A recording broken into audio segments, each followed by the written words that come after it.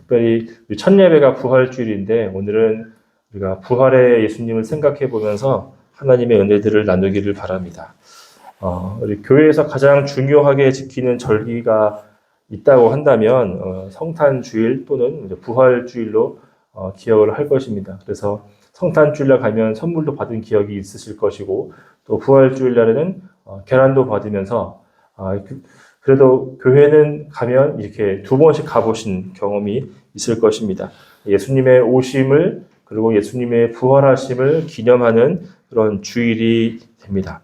자, 그런데 이 두 중요한 주일은 다른 주일도 마찬가지지만 우리에게도 기쁨이 되는 주일입니다. 왜냐하면 예수님이 세상에 오셨고 예수님이 부활하셔서 예수님만 찬양받는 것뿐만이 아니라 그 목적들은 다 우리를 향한 것이기 때문입니다. 예수님의 오심은 우리를 위함이고 또 예수님의 부활하심도 우리를 향한다라는 것이죠. 그래서 예수님이 그 자체가 우리의 복이 되시고 기쁨이 되십니다.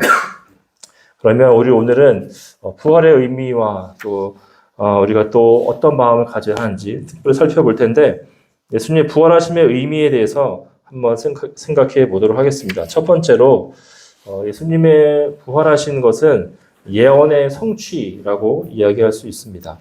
예수님의 부활은 우발적으로 아니면 갑자기 계획이 없던 것이 일어난 일이 아니라 이전부터 구약 성경과 또 예수님이 살아생전에 말씀하실 때 이미 부활하실 것에 대해서 예고하시고 말씀해 주셨어요. 그리고 나서 예수님이 실제로 부활을 하시어서 그 이전에 있었던 구약 성경과 예수님의 말씀이 성취된 사건이다라고 그랬습니다. 그렇기 때문에 고린도전서 15장 4절 말씀을 보면은 예수님의 부활은 성경대로 된 것이다라고 강조하고 또 말하고 있습니다.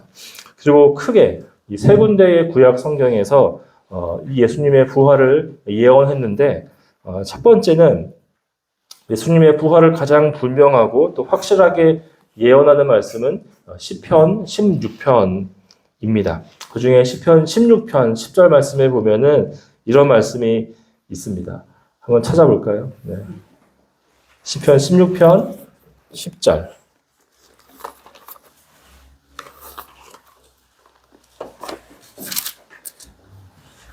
구약 812쪽이죠. 여기 우리 말씀을 10절 말씀만 같이 읽어보겠습니다. 시작. 이는 주께서 내 영혼을 스올에 버리지 아니하시며 주의 거룩한 자를 멸망시키지 않으실 것임이니이다. 아멘.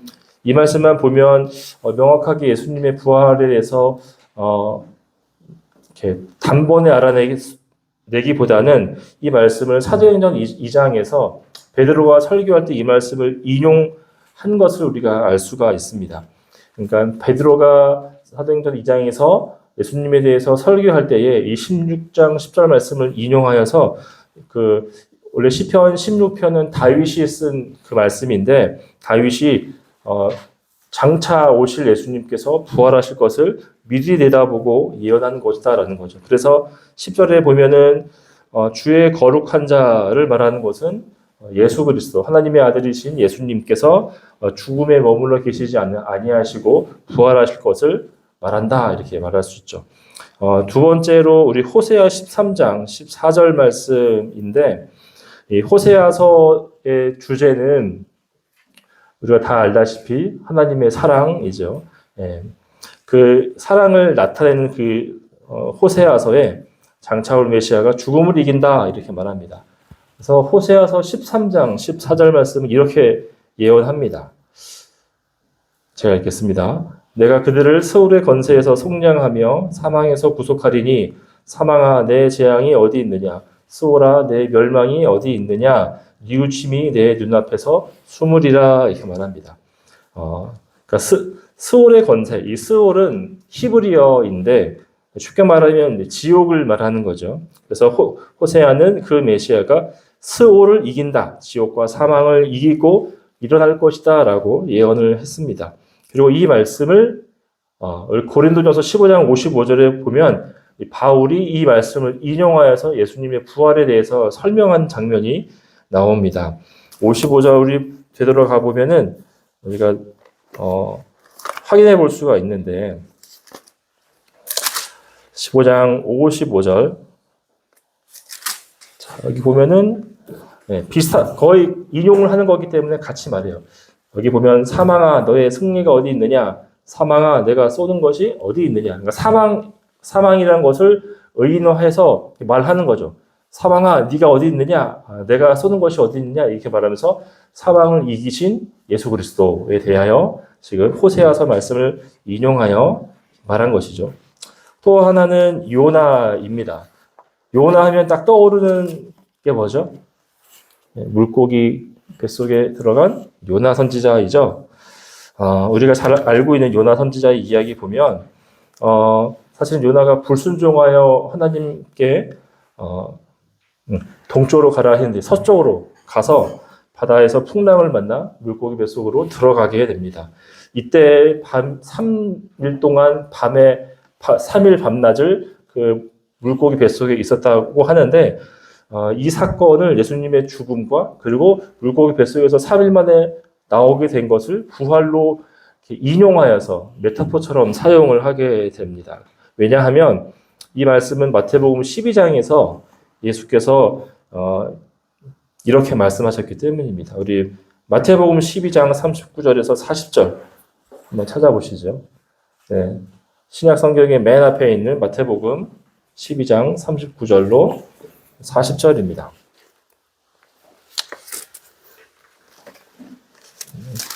찾으셨나요? 12장 39절 40절 함께 읽어보겠습니다. 시작. 예수께서 대답하여 이르시되 악하고 음란한 세대가 표적을 구하나 선지자 요나의 표적밖에는 보일 표적이 없느니라. 요나가 밤낮 사흘 동안 큰 물고기 뱃속에 있었던 것 같이 인자도 밤낮 사흘 동안 땅속에 있으리라. 아멘. 예수님이 지금 요나의 이야기를 가지고 오셔서 이런 일이 있을 것이다 라고 말씀을 하신 거죠. 이렇게 구약에서는 대표적으로 세 군데에서 예수님의 부활에 대해서 말한 거예요. 그러니까 구약에는 예수님의 부활이 없다라고 말하면 안 된다는 거죠. 그 다음에 예수님이 말씀하신 직접적인 부활을 예고하신 장면이 있어요. 그것도 마태복음, 마가복음, 누가복음 세 군데에서 다 등장을 하는데 대표적으로 마태복음 16장 21절에 보면은 이런 말씀을 하십니다. 이때로부터 예수 그리스도께서 자기가 예루살렘에 올라가 장로들과 대제사장들과 서기관들에게 많은 고난을 받고 죽임을 당하고 제3일에 살아나야 할 것을 제자들에게 비로소 나타내시니라고 이야기를 하셨습니다. 이미 이제 자신의 죽음을 앞두고 죽음과 부활에 대해서 말씀하시고 정말로 그 말씀처럼 십자가에서 죽으시고 또 장사한 지 사흘 만에 부활을 하시게 되셨죠. 요한복음에도 예수님의 부활이 예언되어 있습니다. 요한복음 2장에 보면은 예수님께서 예루살렘 동네를 거니시다가 그 당시에 있었던 헤롯 성전을 바라보면서 내가 이 성전을 헐고 사흘 동안 다시 일으키겠다라는 말씀을 하신 적이 있어요. 근데 그 당시에 성전이 작은 게 아니라 아주 크고 화려하게 만들어진 건물이었어요. 근데 그 성전을 보면서 예수님이 그런 말씀을 하신 거죠. 그리고 그 성전은 건축하는 기간이 46년 동안 지었어요. 그 당시에 기술이 조금 지금만 하지 못해서였겠지만 그렇게 오랜 시간 동안 지었던 건물을 예수님이 3일 만에 지으신다라고 하니까 사람들이 막 비아냥거리셨습니다. 근데 예수님께서 말씀하신 것은 그냥 내가 건축을 3일 만에 끝내겠다 이런 말씀을 하신 게 아니라 성전된 자기 육체를 가리켜 말씀하신 것이다 라고 말했습니다. 성전은 하나님의 임재를 상징하는 곳이고 성전에서는 어떤 일을 하죠? 제사를 드리죠. 근데 예수님이 성전 되셔서 예수님이 곧 하나님이시고 그분이 또 그분을 통해서 우리가 이제는 제사가 아닌 예배로 들어갈 수 있는 것이 되는데 예수님이 죽으시고 부활하시는 것 3일 만에 일으키겠다. 이것은 예수님의 부활을 가리킨다라고 우리에게 말씀을 하시는 것입니다. 그리고 이제 예수님의 부활은 우리에게 있어서 또 성경 전체에 있어서 어떠한 의미를 갖느냐. 놀라운 사건이다라기보다는 우리 지금까지 보았던 것처럼 성경 말씀의 예언이다라는 것을 우리가 볼 수 있었고, 또 예수님의 부활은 전체적으로 볼 때에 예수님께서 진정한 구원자이심을 확증하는 사건이다. 예수가 그리스도이시다라는 것을 무엇을 통해 알 수 있다고요? 예수의 부활을 통해서 알 수 있다라는 것입니다. 그래서 사도행전 2장 36절은 이렇게 말합니다.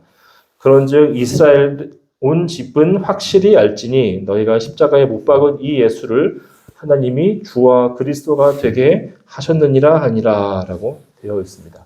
예수님이 부활하신 것은 자기의 메시아됨을 입증하고 확실하게 해주시는 그런 사건이었다라고 말하시는 것이죠.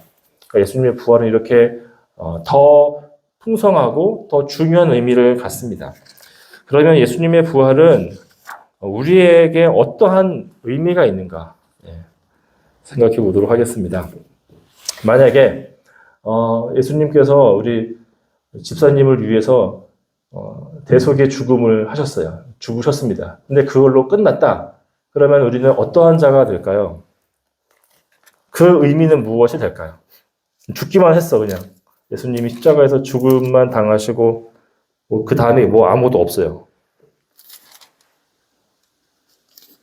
예수님의 죽음이 집사님의 죄를 다 갚으신 거죠. 근데 부활하시지 않으시면 그냥 거기서 끝이에요. 예수님이 죽음을 이김, 즉 사망에서 부활하셔야만 우리가 사는 길로 갈 수 있다는 것입니다. 그래서 오늘 말씀에서 그랬잖아요. 우리가 부활이 없이는 우리의 믿음은 헛것이다라고. 우리는 그냥 죽어있는 자들 뿐이다.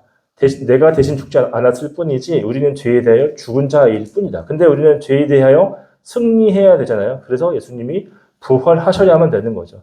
그러니까 죽음과 부활은 언제나 동전의 양면과 같이 하나가 되어야 되는 거죠. 예수님의 죽음을 우리가 고난주간에 많이 묵상하죠. 지난주는 예수님이 예루살렘에 입성하셨던 종려주일이고 그 한 주를 예수님께서 매 맞으시고 체포당하시고 고난당하신 것을 기억하는데 그 모든 일들의 하이라이트는 제일 중요한 것은 예수의 부활이라는 것입니다. 나 대신 누군가가 죽었다는 의미뿐만 아니라 예수 안에서 이제 내가 죄에 대하여 승리한 자가 된다. 하나님께 정죄받지 아니하고 하나님의 자녀로서 입증받는 그런 사건이 된다. 이것을 우리에게 말하는 겁니다. 그래서 우리를 의롭다 하시기 위하여 예수님이 뭐 하신 거예요? 부활하신 겁니다. 그냥 죽음으로 끝나는 게 아니라 죽음을 이기고 죄와 사망의 영원한 벌에서 우리가 자유롭게 되어지고 회복되어진 사건이 예수님의 부활 사건이다라는 거죠. 그래서 바울은 로마서 4장 25절에서 이런 말씀을 합니다. 예수는 우리가 범죄한 것 때문에 내줌이 되고 또한 우리를 의롭다 하시기 위하여 살아나셨느니라 이렇게 말하죠. 우리의 죄 때문에 예수님은 죽었는데 또 우리를 의롭다 하시기 위해서 다시 살아나셨다. 이 예수님의 죽으심과 부활은 하나로 항상 같은 무게로 다루어져야 한다는 것입니다. 구원의 정점이며 구원의 완성이다라고 말할 수 있습니다. 자, 그리고 오늘 본문 우리 고린도전서 15장이죠. 15장 20절 말씀을 보면서 어떤 의미가 있는가 보도록 하겠습니다. 15장 20절 다 같이 시작. 그러나 이제 그리스도께서 죽은 자 가운데서 다시 살아나사 잠자는 자들의 첫 열매가 되셨도다. 아멘. 자, 예수님이 다시 살아나셔서 무엇이 되셨대요? 잠자는 자들의 첫 열매가 되셨다. 잠잔다는 것은 무엇을 의미할까요? 죽음. 맞아요. 또 일단 잔다 그러면은 여기 안중환이 자고 있다 그러면은 어떤 의미겠어요? 쟤는 언젠가 일어난다 그런 의미겠죠. 그러니까 자고 있다는 것은 언젠가 깨어날 것이다를 의미하는 거고, 그리고 첫 열매가 있다라는 것은 어떤 의미일까요, 집사님? 첫 열매. 농사를 안 지어봐서 모르시죠? 우리 문산에서 사셨던 우리 사모님. 그냥 문산에 살기만 해서 잘 몰라요. 첫 열매가 있다는 것은 두 번째 열매, 세 번째 열매가 있다는 사실을 말합니다. 첫 열매가 중요한 것은 이제 시작이라는 거죠. 그러니까 두 번째 열매도 있고 세 번째 열매도 있다.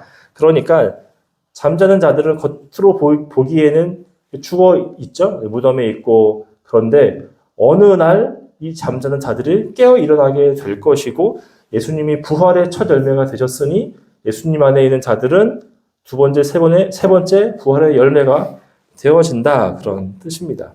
그러면 이 잠자는 자들이 일어나게 되는 날은 언제일까요? 네. 예수님 오시기 전에 먼저 돌아가신 성도들은 언제 그러면 일어나게 될까요? 바로 예수님이 다시 오실 날에 모든 성도가 다 일어나게 됩니다. 그 마지막 날을 두 글자로 종말이라고 하는데 여러분 종말 딱 이런 말을 들으면 어떤 뉘앙스인 것 같아요? 어떤 분위기가 좀 그러시나요?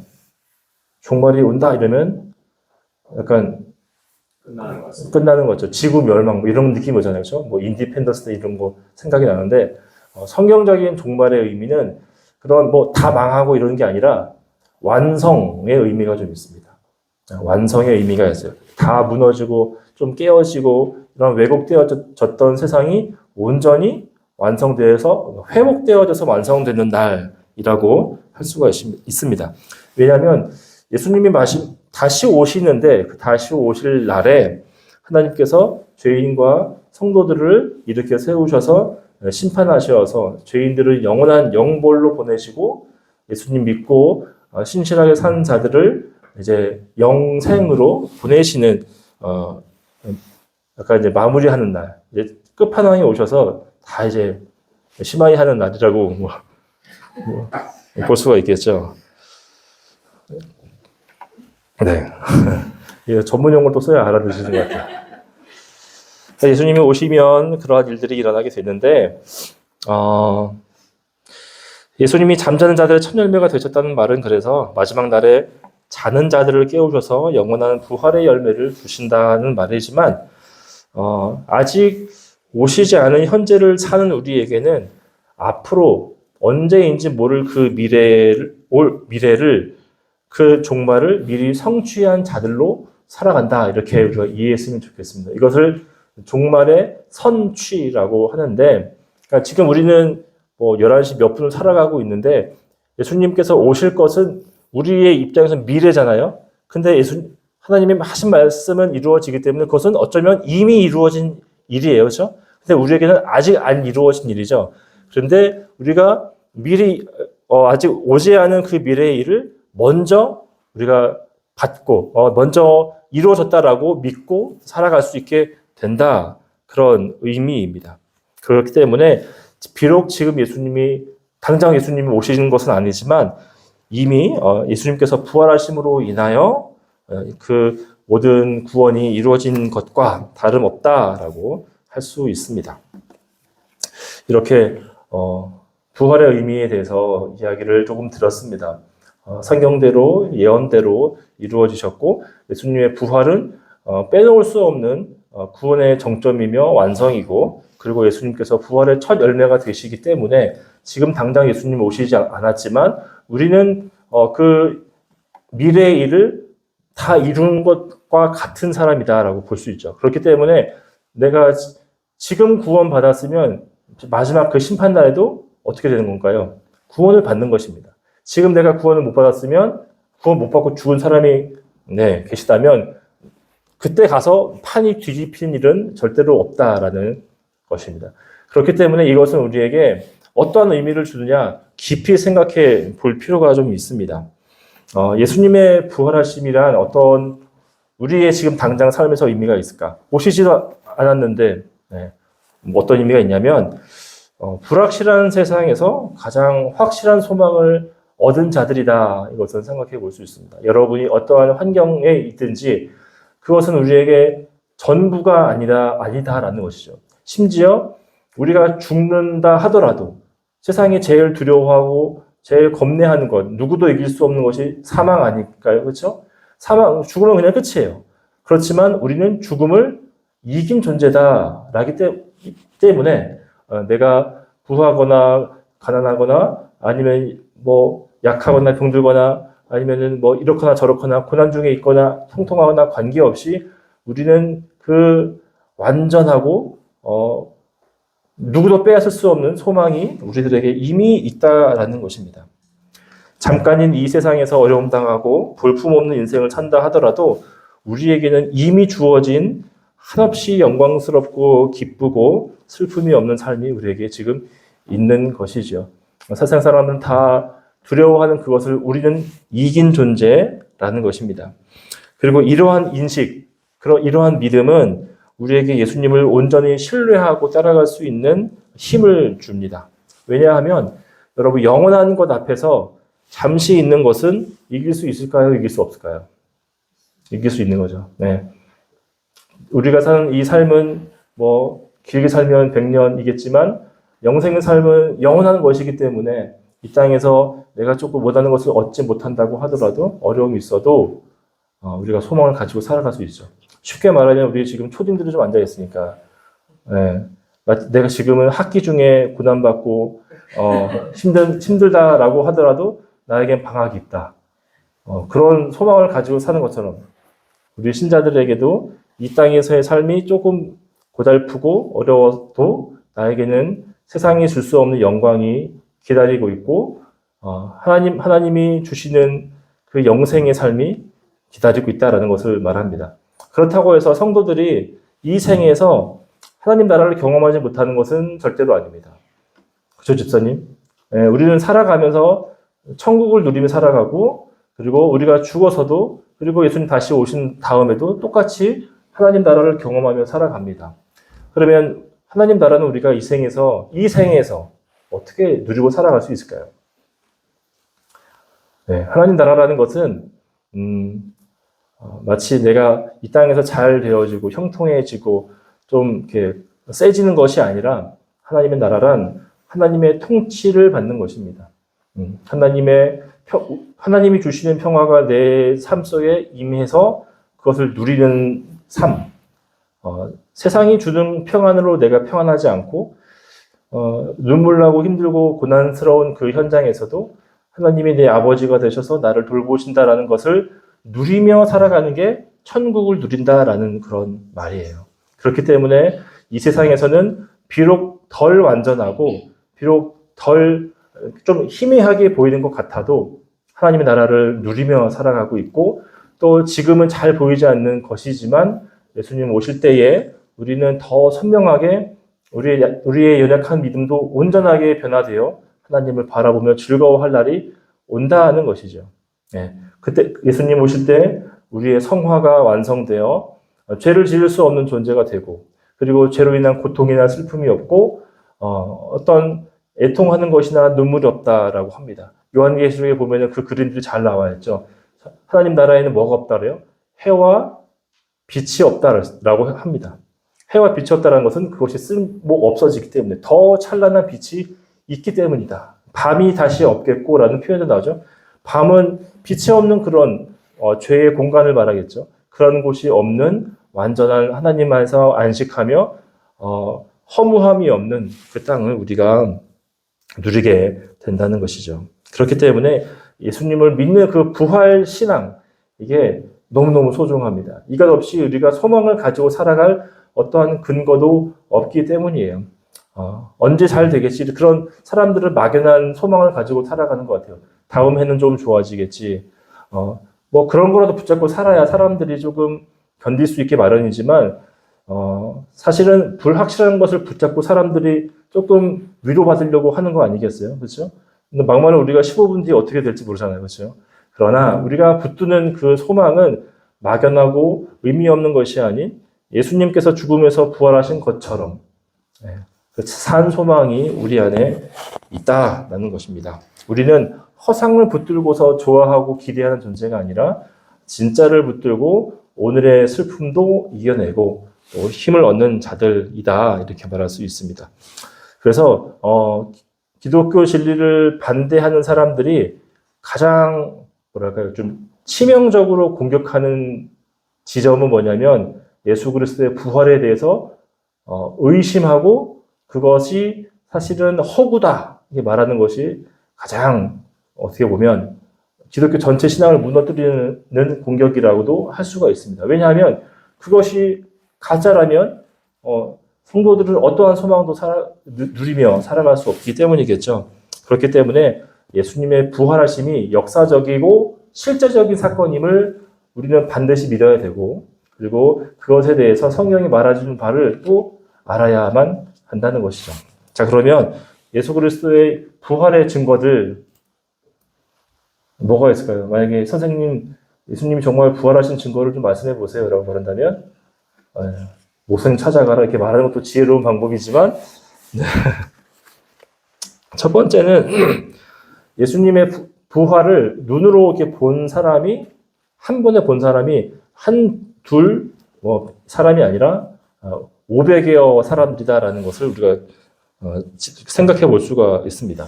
근데 이 500명 이상의 사람들이 동시에 예수님이 부활하신 것을 보았다라고 고린도전서가 이야기를 합니다. 그러니까 한 명, 두 명이 귀신 봤다 이렇게 말하는 것은 있잖아요. 그런데 500명이 동시에 본 사건이라고 한다면 그것은 굉장히 좀 의미가 있겠죠. 그리고 고린도전서라는 이 편지는 AD 50년에 쓰여진 책입니다. 근데 그때만 해도 예수님이 진짜 부활하신 것을 본 사람들이 있었겠죠. 그러니까 가짜 뉴스를 적었다라고는 말할 수 없을 것입니다. 진짜 본 사람들이 있었기 때문에 가짜를 적어낼 수 없는 것. 500개 사람들이 보고 그 시대를 생각해 볼 때 예수님의 부활이 사실이다라고 말할 수 있습니다. 그리고 마태복음에 보면은 주일날 아침, 부활의 그 아침에 누가 예수님의 무덤을 찾아가죠? 마리아가 가는데, 마리아가 가장 먼저 예수님의 빈 무덤, 예수님을 목격하고 또 전했다라고 이야기를 합니다. 여기에서는 빈 무덤이 됐다는 것보다 그 소식을 마리아가 전한 것이 중요한데, 왜냐하면 그 당시 팔레스타인 지역에서 어떤 그 증언이 공신력을 갖기 위해서는 남성의 증언이 좀 인정받을 수 있는 증언으로 받아들여졌어요. 그런데 성경에서 예수님 그 여성의 증언을 이렇게 적었다는 것은 만약에 예수의 부활이 거짓이라면 마태복음은 굳이 신뢰도가 떨어지는 여성을 첫 증인으로 기록할 이유가 없기 때문이다. 우리가 생각해 볼 수 있겠습니다. 또 그래도 반박을 하는 사람이 있습니다. 그러나 제일 중요한 이유, 앞에 두 가지는 상시로 아시더라도 제일 중요한 이유는 이 점일 것입니다. 예수님을 만난 사람들, 예수 그리스도의 부활을 목격한 사람들의 삶이 바로 증거가 되는데, 베드로를 생각해 보더라도 베드로는 부활하신 예수님을 만나기 전까지는 갈팡질팡했죠. 허풍도 떨었죠. 사람들이 다 주를 부인해도 나는 떠나지 않겠습니다라고 말하고 바로 부인을 해버리잖아요. 근데 부활하신 이후에는 베드로가 변하지 않죠. 십자가에 거꾸로 못 박혀 죽고, 예수님이 십자가에 못 박혀 계실 때 제자들은 다 도망가고 없었는데 이후에 모든 제자들이 순교하게 됩니다. 만약에 다른 사람에게 거짓을 듣고 속았다면 몰라도 내가 직접 본 것이라면 그것은 그런 목숨 거는 삶 살 수는 없었을 것입니다. 왜냐하면 자기가 한 거짓말에 목숨을 거는 사람은 없죠. 내가 진짜로 보았기 때문에 내 인생을 걸 수 있는 거죠. 만약에 내가 내일 주식을 안다? 이러면 이제 내 전 재산을 거는 거잖아요. 그렇죠? 내일 떡상한다? 이렇게 알면 영혼까지 끌어모아서 나의 인생을 다 부을 거 아닙니까? 그런 것처럼 진짜 예수님의 부활이 참이구나라고 알았기 때문에 자기 인생을 다 드릴 수 있었다는 것입니다. 그렇기 때문에 예수의 부활이 역사적인 사실이다라고 말할 수 있다는 것입니다. 이와 같은 부활의 의미는 우리에게 소망을 주고 다시금 우리를 견고하게 만드는 아름다운 사실이라고 할 수 있습니다. 막연히 기뻐할 날이 아니라 분명한 기쁨, 그리고 확실한 기쁨의 날이다라고 할 수 있습니다.